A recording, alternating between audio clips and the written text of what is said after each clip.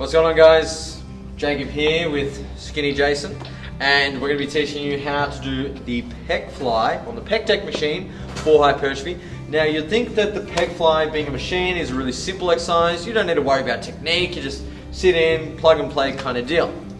Wrong. The way that you execute this exercise will make a big difference to how much tension stimulus you direct to the pecs, and there are a few subtle tips and tricks that I'm going to give you guys today that will hopefully improve the way you perform this movement and allow you to get bigger, better titties. So, alright, so the first thing is setting up the bench height. Now, Jason, being the early intermediate lifter that he is, doesn't really know what height he should set the bench up to, and as you can see, the handles are here. If Timmy swings around this way, we're going to see when Jason puts his hands, God knows where they've been, I don't really want to touch those hands.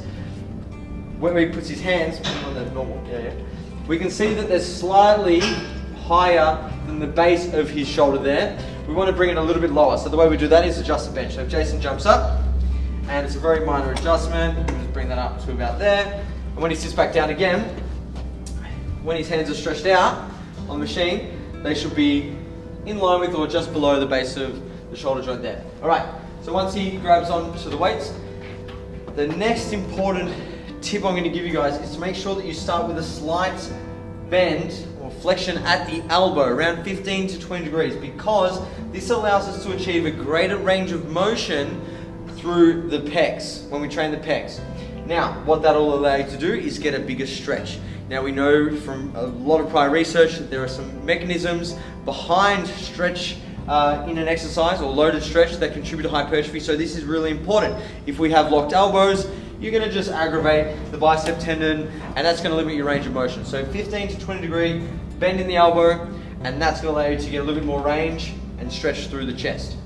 Now you're going to keep your chest up, and as you keep your chest up, we want to keep our elbows slightly bent as we bring our hands together. We think about hugging a beach ball, but then as we get towards the top of the movement here, when the pecs are shortened, we want Jason, Timmy swing around here, to extend his elbows. Extend his elbows so that now we're getting that peak contraction through the chest. And as he stretches back out, we're going to get that slight flexion. So bending the elbows to get that big stretch, so our elbows come past our torso, and then we bring our hands forward, hugging the beach ball, and locking the elbows as we get that peak contraction. Now, one final tip I'll give you guys is to make sure that you're not reaching forward off the bench here.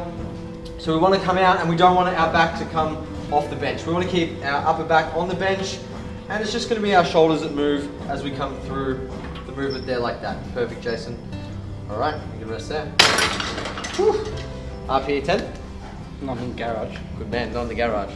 All right, guys, so that's how we perform the pec fly on the pec deck. I hope you found that useful. If you did, make sure you like the video, subscribe to the channel, and we'll see you all next time.